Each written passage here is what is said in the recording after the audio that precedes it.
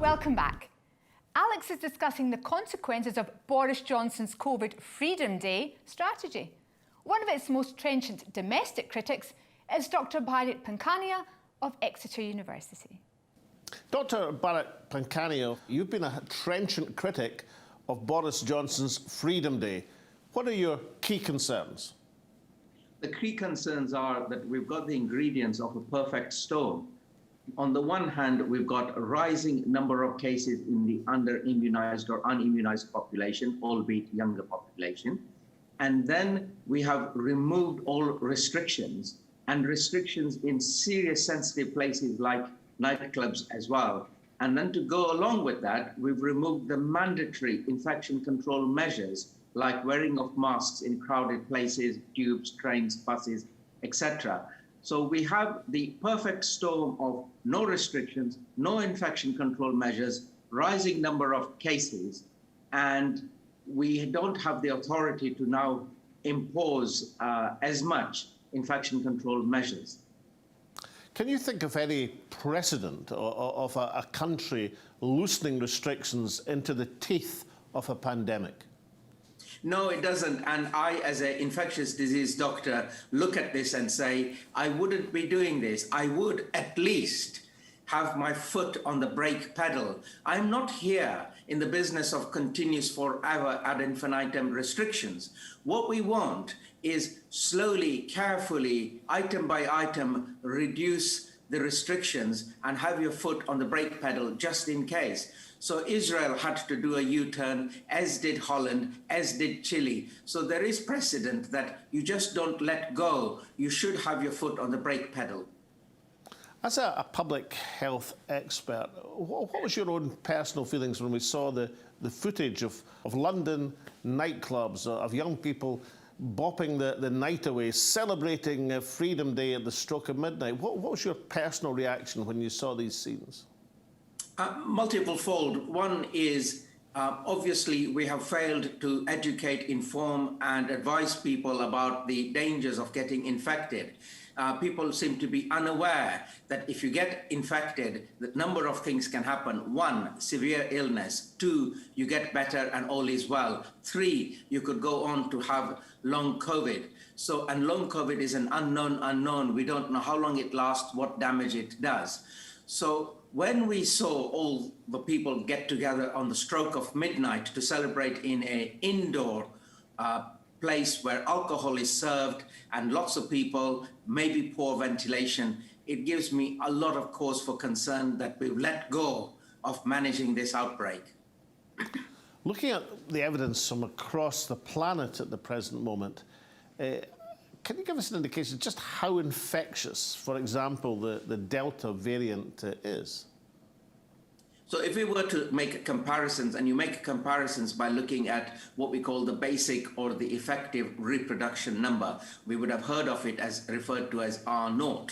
So if we look at that, the Delta variant is about 3 to 4 times more infectious than the original wild Wuhan SARS-CoV-2 virus. So it is significantly more infectious. I have to say, whilst it is significantly more infectious, we are very thankful that it is not significantly more disease-causing. And the other good news is that it is not significantly vaccine bypassing. How did we get to a situation? I mean, I personally, I was at the England-Scotland game in the Euro Championships a few weeks ago, and there were 12,000 people at Wembley. The whole thing was rigorously enforced with pre-testing and social distancing. There were stewards all over the place telling disappointed England fans to get their masks back on and things like that. How could we have gone from that situation to just a few weeks later, a semi-final and a final with 60,000 people packing Wembley Stadium? Did you get any appreciation of this acceleration out of controlled sporting events to apparently uncontrolled events packed with tens of thousands of people?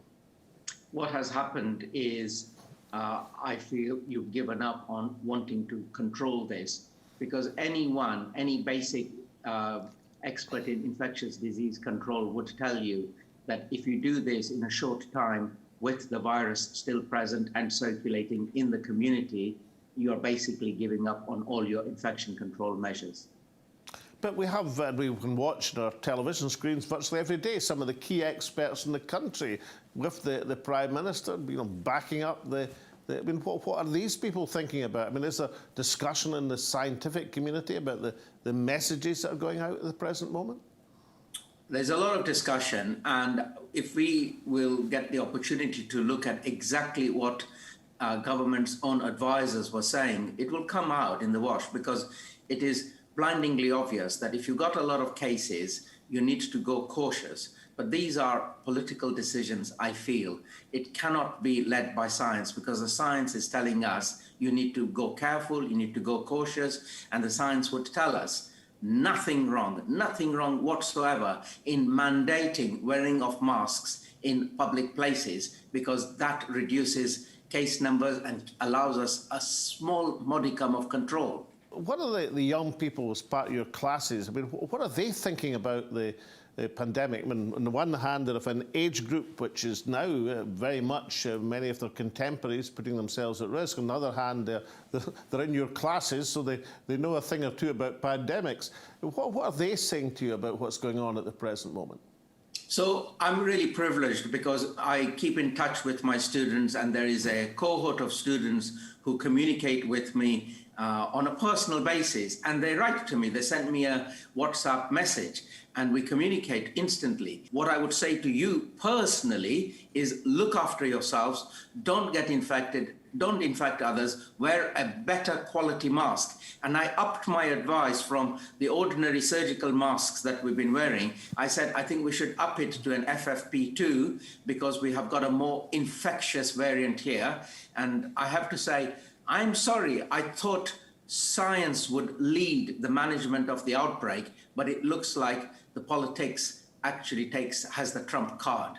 Dr Pankhania, if the government had waited, instead of over 50%, perhaps two-thirds of a first vaccination jag, until perhaps 90% of the population were in that position, would they have been able to do then in relative safety what they're doing now in this high summer? The elephant in the room that we are not discussing and addressing properly is why, on what basis, are we saying we do not wish to immunize children aged 12 and above, considering the MHRA gave the vaccines a clean bill of health? I appreciate that there may be a small percentage who may have carditis as a result of having the injection. But then on the balance of risks and benefits, I would say immunizing the children and that cohort would pay us many, many other additional benefits. I don't know why we're not doing it. Would you say that schools being in England, as they have been until this week, but on holiday in Scotland, that schools have been the main vector of transmission, or a main vector of transmission of this virus?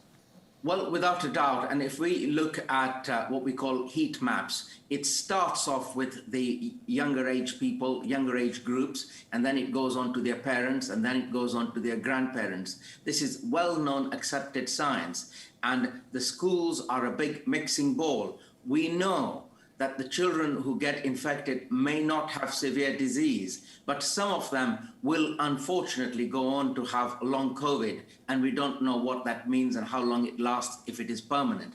The other thing is, if you immunize in that age group, it stops transmissions into older age groups and you have a protective shield.